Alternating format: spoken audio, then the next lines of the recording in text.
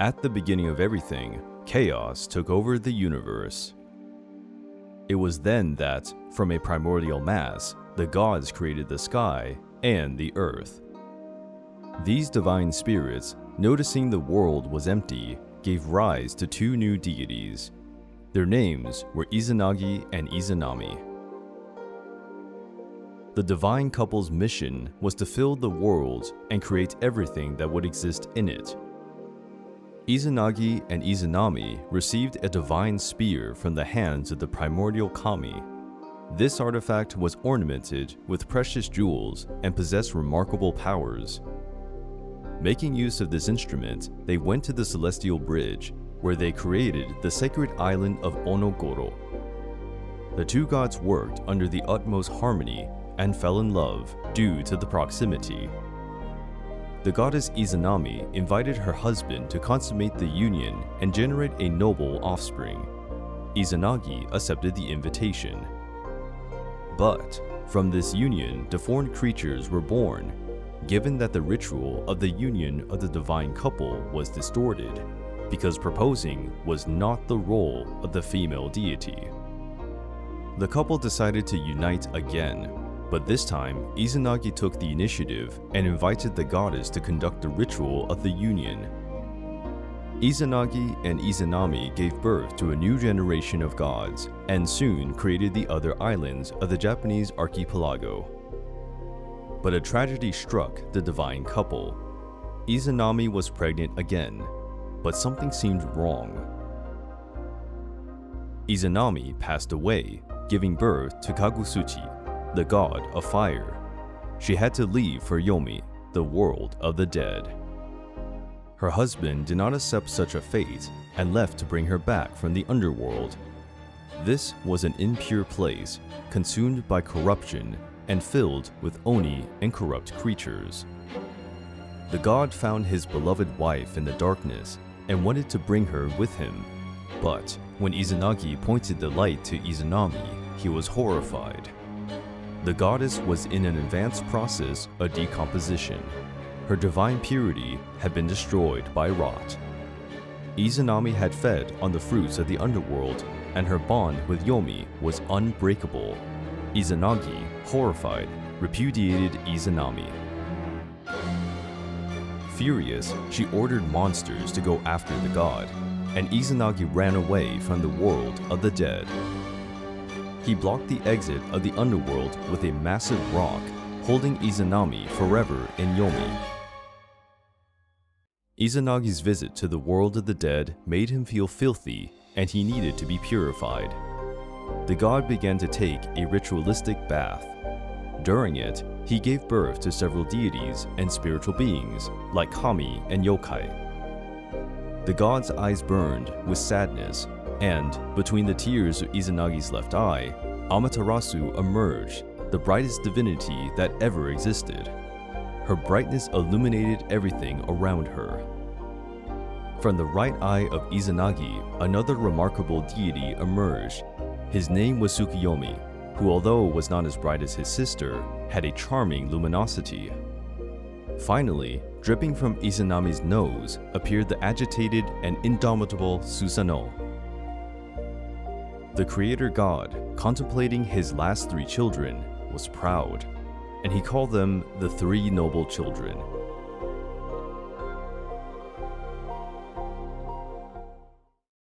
Tsukuyomi and Amaterasu were quite close and were often seen together. During those moments, when looking at the sky, it was possible to see the sun and the moon shining together. There was no distinction between day and night. The glorious goddess Amaterasu was invited to a banquet by Ukemochi, the goddess of food. But Amaterasu could not attend. She asked his brother Tsukuyomi to represent her at the banquet. The lunar god encountered a table full of the most diverse foods.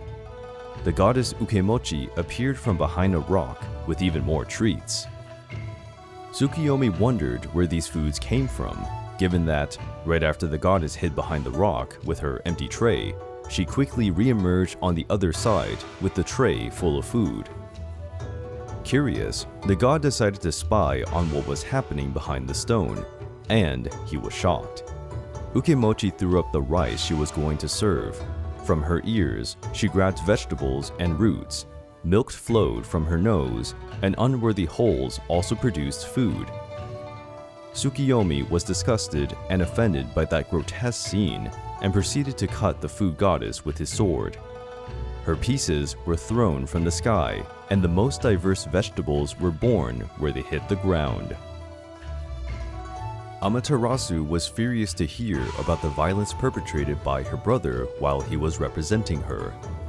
The goddess expelled her brother to the other side of the world. From this day on, they were hardly seen together in heaven.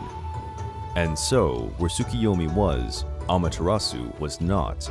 It was now day and night.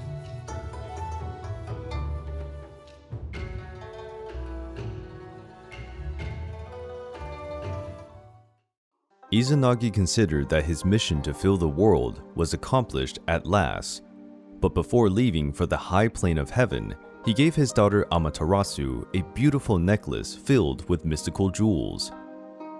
From that moment on, she would reign over the heavens during the day and illuminate the whole world. Tsukuyomi would take over the night, and as a lunar deity, he would rule the night and the tides. The impetuous Susanoo received the domain of the seas and storms.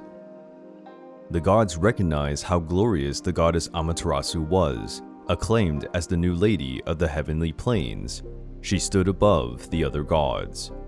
But Susanoo was angered to see her sister named the most important deity. Unfazed by it, he started to foster several problems.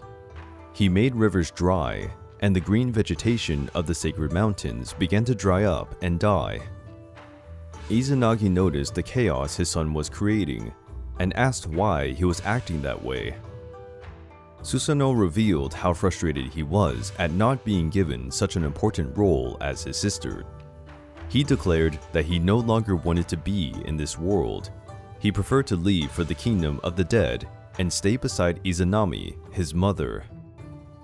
Izanagi was enraged to hear that his son preferred to live in the unclean underworld. The god expelled his son and told him to never return. Before leaving, Susanoo wanted to make one last visit to his sister. In her heavenly abode, Amaterasu noticed the sound of thunder and an impending storm. She knew that such a thing could only be his impetuous brother. He probably wanted to take her place. Amaterasu tied her hair in 2 large bunches and assumed her battle position. Upon arriving, Susanoo was amazed by Amaterasu's imposing and powerful stance. Her sister questioned the reason for the visit, and Susanoo assured her that he had no bad intentions whatsoever. But Amaterasu didn't trust her brother. To prove that he spoke the truth and that his intentions were pure, Susanoo gave her his sword. The gods decided to creatively compete. Amaterasu broke Susanoo's sword into 3 pieces, and from these pieces, she created 3 female deities. Susanoo used Amaterasu's jewelry beads to create 5 male deities. The impetuous god cherished his victory against the great goddess, since he had created more deities. But the clever Amaterasu contested her brother's victory because he had created life from the goddess's jewels. Therefore, these 5 deities would be the sons of the luminous deity, and the 3 female deities born from Susanoo's sword would be the daughters of his brother. Therefore, she was the actual winner of the clash. Susanoo was outraged by her sister's interpretation and began to thrash the domains of the solar goddess. The stormy god did all sorts of mischief, destroying the sacred rice fields. He entered his sister's palace and made a huge mess. But the worst was yet to come. In Amaterasu's domains, there was a building in which the sacred weavers wove the gods' clothes and cloaks. Susanoo wanted to scare the weavers. He opened a hole in the roof of the weaver's room and made one of Amaterasu's sacred ponies fall from the sky. The weavers felt so scared that one of them ended up having an accident and dying. Amaterasu, when she saw her fields destroyed, her palace emptied, and even worse, having lost one of her beloved weavers, was taken by a massive wave of sadness. The luminous goddess gave up her tasks, entered a cave, and blocked the entrance with a huge stone. Night took hold of the skies, and sunlight was no more. Both the heavenly plane and the land of men were taken by darkness, and the first winter began. The other gods saw the world wither around them. The vegetation was no longer healthy, the animals began to perish, and evil spirits were on the loose. The deities knew that something needed to be done to get Amaterasu out of her cave. They tried to convince her, but she had made up her mind. The wise god Omoikane realized they couldn't get her out by persuasion, but they could by cunning nonetheless. A sacred mirror was devised by the great celestial blacksmith, and a party was arranged in front of the cave's entrance where Amaterasu was hiding. They planted Sasaki, the sacred 500-branch tree, right in front of the cave exit and hung the beautiful mirror on it. From inside the cave, Amaterasu heard a cock crow. How could it be possible if the world was taken by darkness, she thought. Soon after, she heard drums. There seemed to be a party outside. The goddess was right. Several gods gathered and watched the goddess Ame no Uzume dance.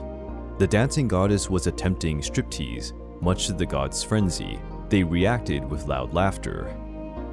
Amaterasu was captivated by curiosity and wondered how they could be so happy. She decided to open the entrance of the cave just a bit to spy what was happening. To her surprise, the gods had found a new goddess of light to worship.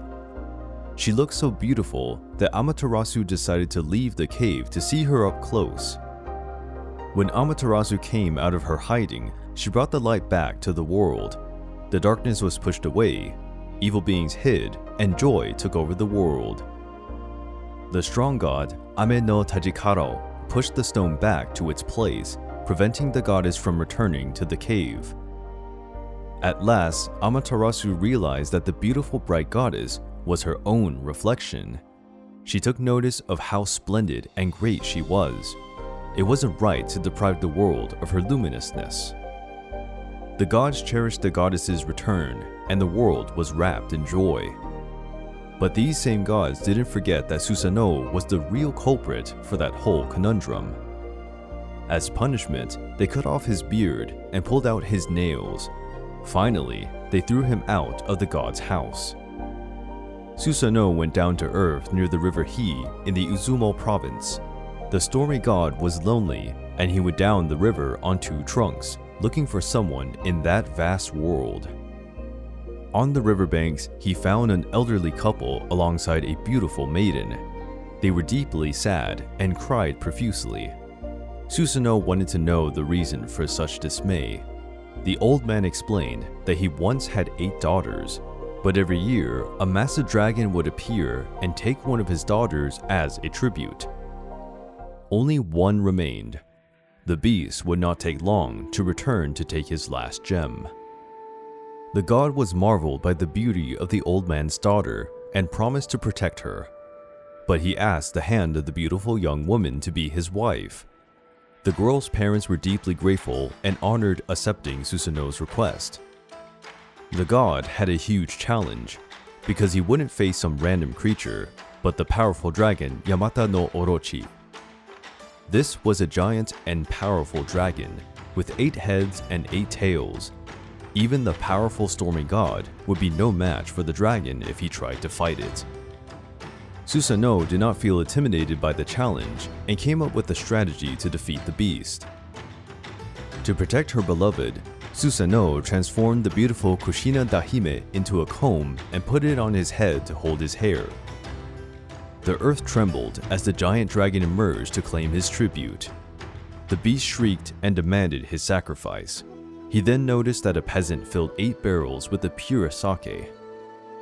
The peasant told the dragon that it was an offering to the glorious creature who always conquered everything he wanted. Flattered, Yamata no Orochi accepted the offering, and each of his heads consumed a barrel.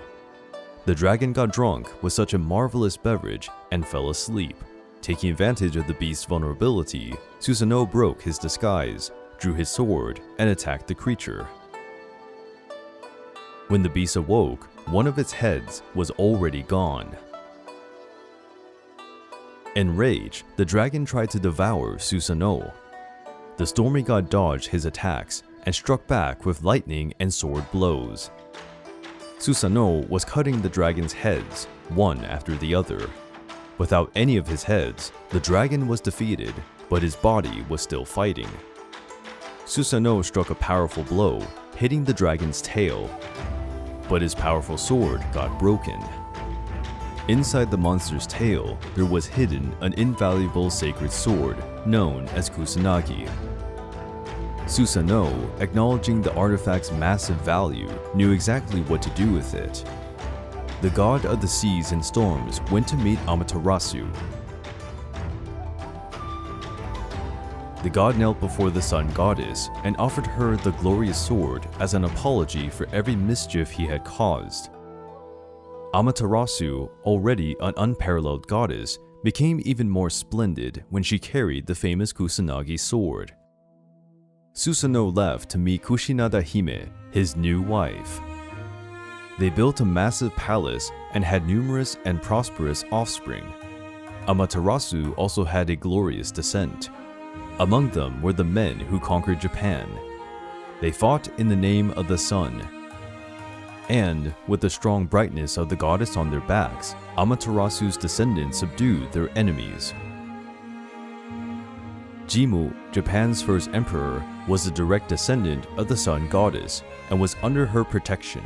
The Yamato dynasty, founded by Jimmu, would guide Japan to a story of glory, courage, and pride.